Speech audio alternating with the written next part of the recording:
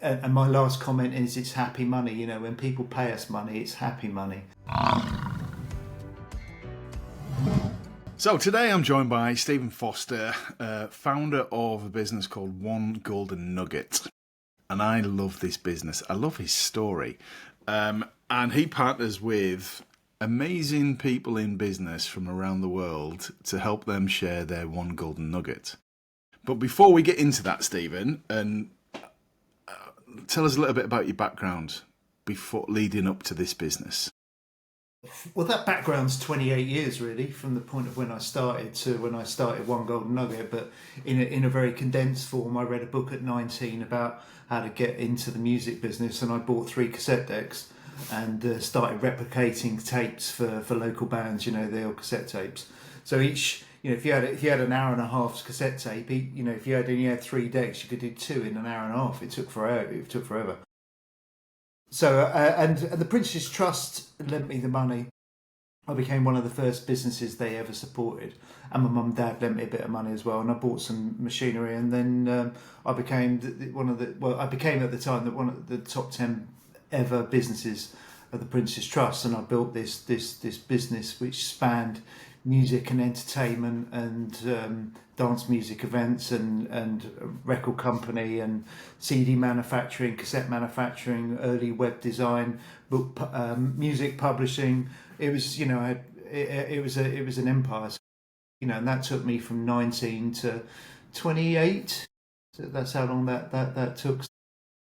Yeah, from 3 cassette decks, I built a multi-million-pound music business.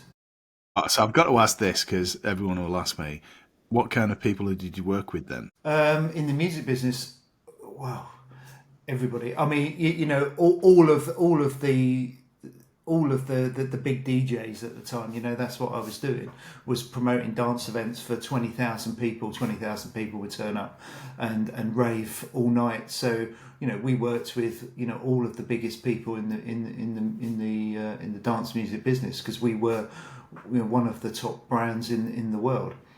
And then, yeah, that was fun. It was crazy, actually. Yeah, a lot for a 28-year-old to be doing. Yeah. And then what came after that? After that came depression and losing everything at about 31, and you know, my life collapsed, and that's fine. You know, looking back now, that's fine. But at the time, it wasn't very pleasant. But life just removed everything that I built. I think that's a lot for a young guy to take on, especially with 2 kids at 30, 31 or whatever it was. I mean, the closest most people will probably get to that is redundancy, where their world is wrapped up in the job that they do, and all of a sudden that gets pulled from them. But it's more personal when it's your own business, isn't it? Well, it is you. You know, you are the business. So, and your entire identity is wrapped up in that business. So when you lose it, and then you become, you know, you have that stripped away from you, then it's difficult. But, you know, when I look back, fair play to that 28-year-old that built that multi-million-pound empire from absolutely nothing. You know, I did well. But I was missing fundamental principles about how to build a business. You know, the foundations of the business were non-existent, and you know, I had no clue what I was doing. You know, very creative, visionary person, but from a business point of view, I lacked those skills. So looking back, you know, I went at 100 million miles an hour, creating this energy and then this thing, but it's not backed by substance. So when you do that, the thing just can fall over very easy, which it did. But, you know, hey, you know, that was but of course, then when life wants to, you know, life throws a curveball, right? So it wanted to, you know, it removed everything I had, so it was a clean slate again. And that's what life has a habit of doing. It's, you know, it's a great opportunity. Okay, so you've always been involved in content. Content and promoting is probably a common theme in what your career has led you to. It is, yeah.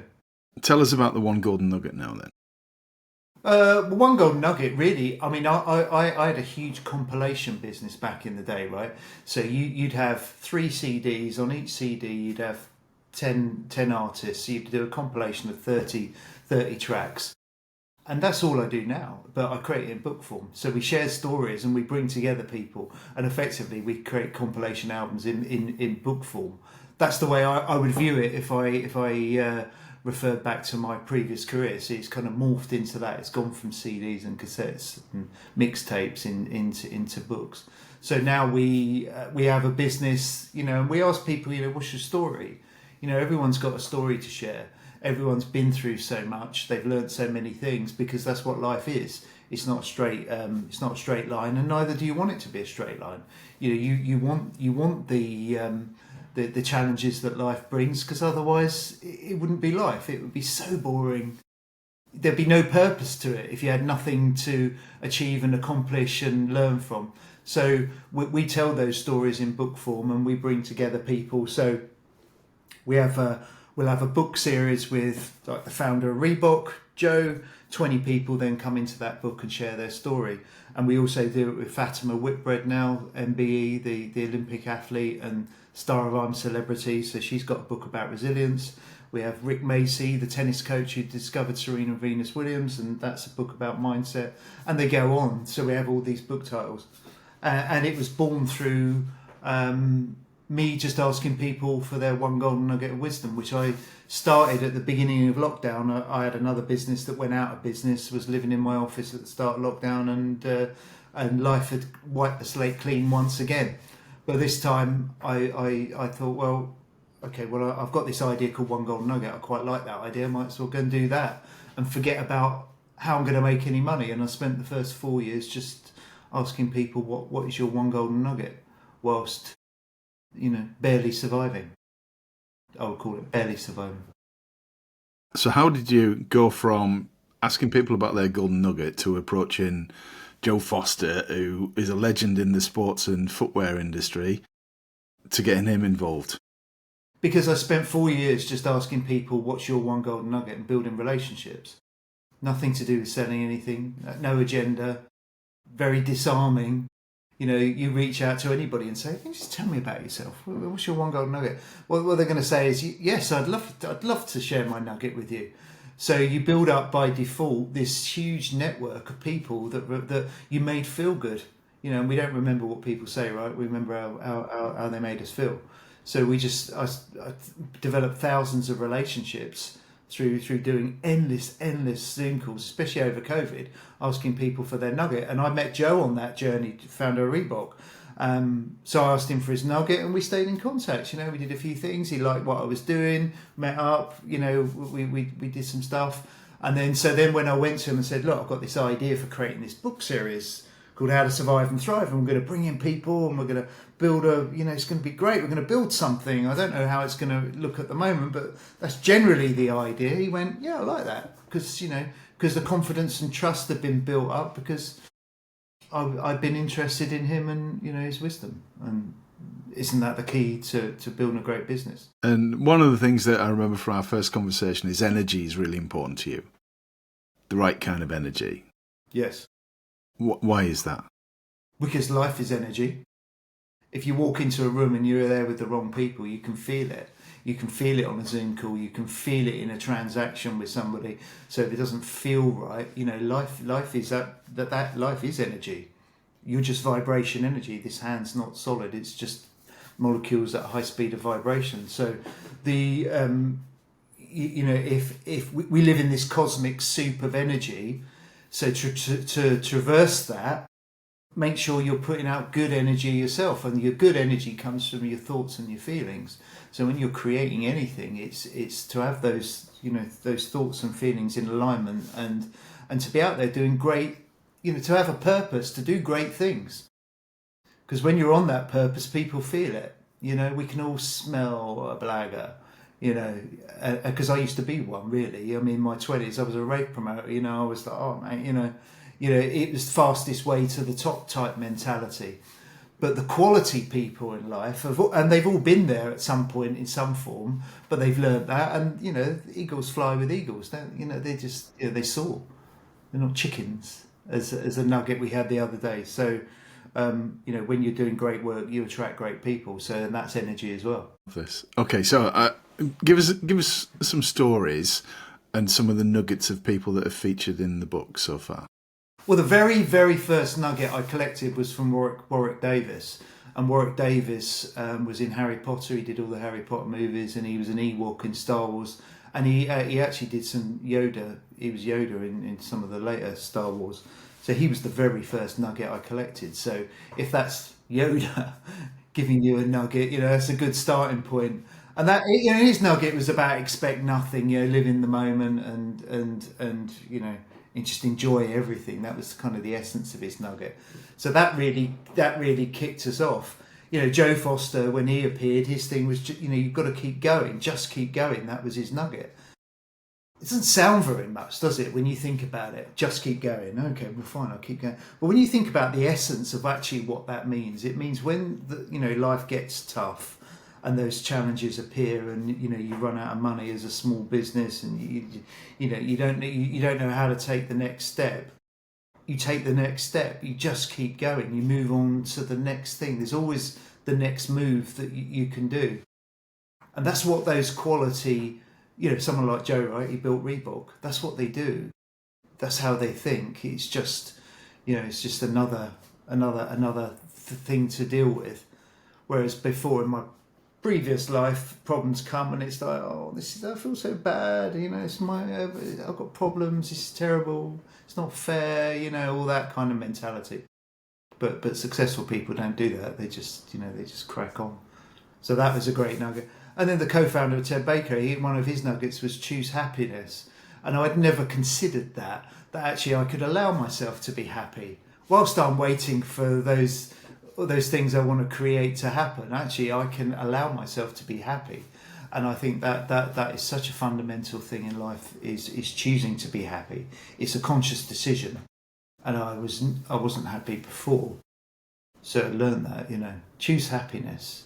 You can choose to be happy now, regardless of whatever your present circumstances are, and that's quite a profound thing. So, Survive and Thrive then is aimed at people who are in business.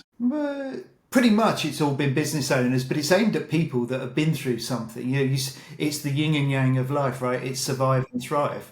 And we've all had those survival moments. It doesn't matter who you are, what level you are, what you do. Everyone's been through, that feeling of survival, and then the joy of thriving. But of course, all the lessons are learned in the surviving piece, not in the thriving. You don't really learn much from success. It's just the effect that happened through the cause that you created. So it's better to focus on the cause and the lessons that surviving bring. And they always continue. There's never a point in life you're going to get to where it's like, it's all sorted, I'm good. It's never going to come. And again, you don't want that. You want those challenges, because it would just be so boring without them. So when you started this, you didn't know where it was going. It was just an idea to ask people, and I think it's 5 years since lockdown, since COVID. We had time on our hands and we couldn't go anywhere. So we didn't, you just making best use of your time and started building a network. How did you go from one person to the next? Because people must have been introducing you to people that perhaps, you should speak to this person. How did that evolve? You just ask, can I have a referral, please? Can somebody else for a nugget? And of course, the great givers in life, and you're one of them. It's connect. People that are connectors just connect. They're not looking for anything necessarily from themselves, because they know that when they do that, it's just a good thing to do. And every time you put something out there, it always comes back. So I just ask people, and then more people show up, and then you create, again, back to the energy thing. You create this energy around it where then people become evangelists, and that's what we got. We got people, and we've got loads of them that adore what we do, and they shout from the rooftops about us. Like Fatima Whitbread, right? A British legend. Yeah. She's become a dear friend. So she now introduces me to the most amazing people. Joe has, endless people. And in return, we're helping them. That it's this beautiful kind of golden circle of giving and actually focusing on other people rather than what I want. Rather than the focus on the I, it's a focus on the collective, and when you do that, that's when magic happens. Yeah. I'm smiling as you're explaining this because it's such a simple concept, but so often overlooked by people. Everyone's looking for the next shiny, not necessarily shiny object, but they're looking for the next thing, the next hack, the next secret that other people have got that's helping them grow their business. And all you did was just ask people a simple question: who do you know that I should speak to next? Yeah, and what's your one golden nugget? Can I tell you a quick story? When I was in junior school, the headmaster told us it, and this guy goes up to heaven. He gets to the gates of heaven, and he's like, well, before I go in, I want to have a look at hell. So he went down to hell, and there's this. The archangel takes him down there, and there's this amazing banquet of all the most delicious food you could ever imagine, and everyone's starving in hell. And they're sat there by the table, and they've got these chopsticks that are 6 foot long, and they're trying to pick up the food and drop it in their mouth, and they're just going hungry because the food keeps missing. And he's like, wow, that's interesting. So thanks for that. And then they go back up, and he goes, well, can I have a look at heaven before I go in there? So they went into heaven. It's the same banquet with the same chopsticks, and the only difference between heaven and hell was the people in heaven were feeding each other and not themselves. And that's the only thing I remember from school. It's the only thing. But that's the point, isn't it? If I feed you, I know I'm not looking for you to feed me because I know he's going to feed me over there because we're all cool. But this kind of focus on, oh, I've got to get it. It's for me. No. That doesn't work, because I spent so many years trying to do that and learning actually time and time again doesn't work. You've got businesses these days have got to be focused on the giving process, and of course you've got to make money, but feed other people because they'll then feed you. So that's kind of the principle it was based on. It is. I love that story. I've not heard that before. Yeah. So where are you at now then? So before I do that, so how did you get involved with Fatima Whitbread? She's just somebody we knew, just connected us with her, and I spoke to her. And she came into one of our How to Survive and Thrive books, and then I said to her, well, we should be doing a book with you where people can come in and share their story about resilience. Fatima was brought up in the care home system, so she was in there until she was 14.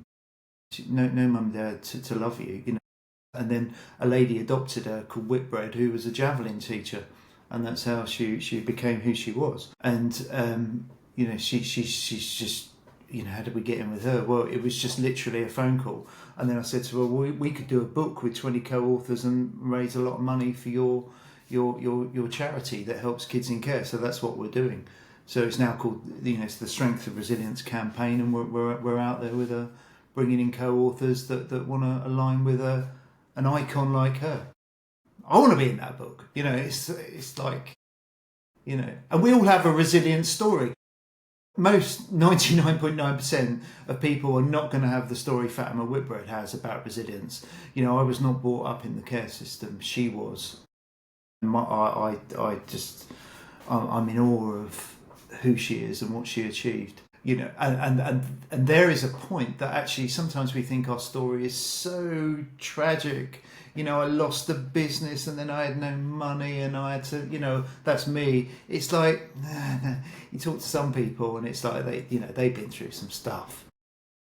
So we should be very grateful for the problems we do have in life a lot of the time, For sure.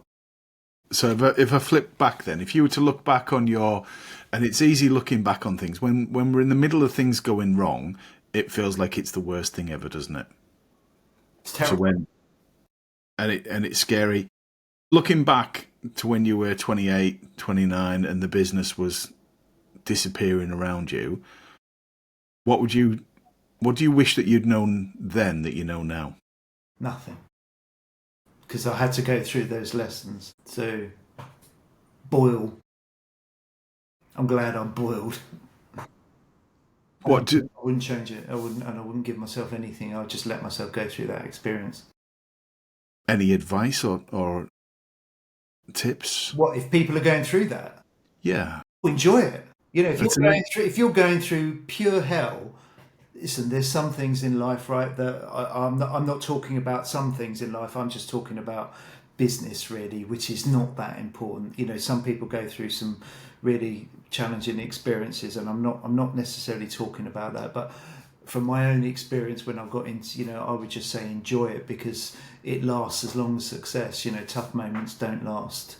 They're soon over. So you may as well enjoy the experience and what it's teaching you, because every experience that turns up in life has been delivered specifically for you to learn something from it. It's a very unique set of experiences. How sometimes you think a problem comes together and it's this weird concoction of people and circumstances that have kind of formed to create this energy that's around a time. Well, that's been delivered for you, so you may as well rinse it for the best that you can get from it, grow and expand, and then when the problem comes again, you go, I've seen that, that's fine, I can deal with that. And that's what growth is about. Or you can go, this is terrible, poor me, I'm so bad with problems, not fair. Well, that's the victim mindset. That's not going to do you any favors. So you may as well enjoy the situation, and that's not easy, is it? Easier said than done. It is. But I've got quite sick at it now. Actually, it's like, yeah, great. What about surrounding yourself with the right people then? Well, it's everything, isn't it?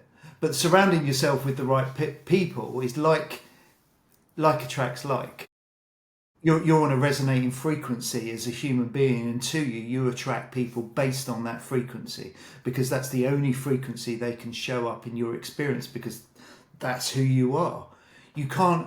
If you're a thief, you don't attract the philanthropists of this world, because you're on the, and if you're the philanthropist of the world, normally you don't attract the people that aren't like that. So therefore, getting around good people, they're just a reflection of who you are. So if you want a better circle of people, you want to improve, focus on improving yourself. And what happens is your circle changes. This is why when people make a decision to improve themselves, often they find a lot of things in their life falling away. It could be relationships, or of all sorts, divorce or whatever, and especially friends. So if you want a different circle of people, it's everything who you hang with, because they influence you. They're a reflection of where you are mentally. I think that would be the way I would describe it. That's who your circle is, a reflection of you. And if your attitude is, what can I get from these people, it's not the right frequency to be on, is it? Well, your life's a mirror, so you'll just get them people wanting something from you, and that's horrible. I have people showing up in my experience all the time that just want to give, and do you know what? I go, yeah, I'll have some of that, thanks. And so we've got to be open to receiving, then, don't we?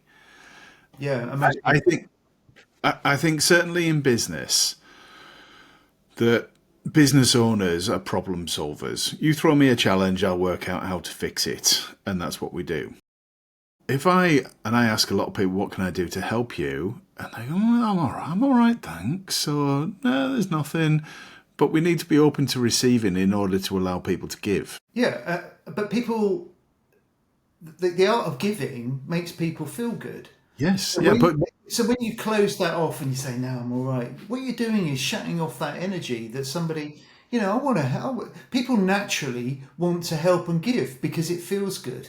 So why would you limit someone's ability to feel good?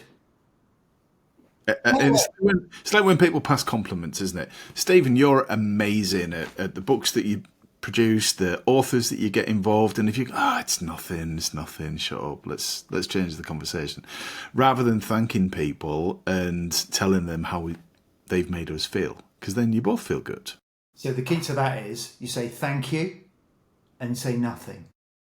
Don't return the compliment, because it kills the art of the compliment. You're amazing. Oh, thank you. And so are you. No, I don't want to hear that. When I give a compliment, really intellectualize it. Yeah, thanks. And that was one thing I learned about personal development. The top people, and you ask them, you say, "Love what you do." They go, "Yeah, thanks. I agree. It's great." And the people that have not slightly understood that and observed it and not fixed it in terms of their development go, "Oh, no, get over yourself." Taking compliments feels good. Yeah, Right. taking compliments and taking offers of help from people, even if it's just, and I say this even if it's an introduction or support in some way or cheerleading, really embrace it. Soaking it. Yeah. Yeah, absolutely. And in effect, you've been very good at receiving those offers of help then with all the introductions that you've received. Yeah, but it wasn't just introductions. It was people showed us how to build the business. In the early days, the head of marketing at Starbucks was an early nugget, and she helped me create the early decks that we built. Or it's so One Golden Nugget has been built through a collective effort of people just wanting to give and say, "Oh, actually, why don't you try this?" Or if you want marketing advice, go to the very best. And we had that. The idea of the book series was not mine.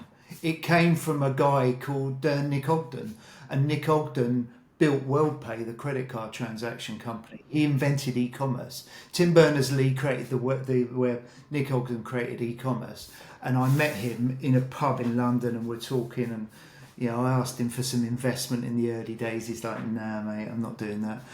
But he phoned me the next day. He goes, "I know what your business is." He goes, "You need to write books," and then the co-author model came from that, and that was from him.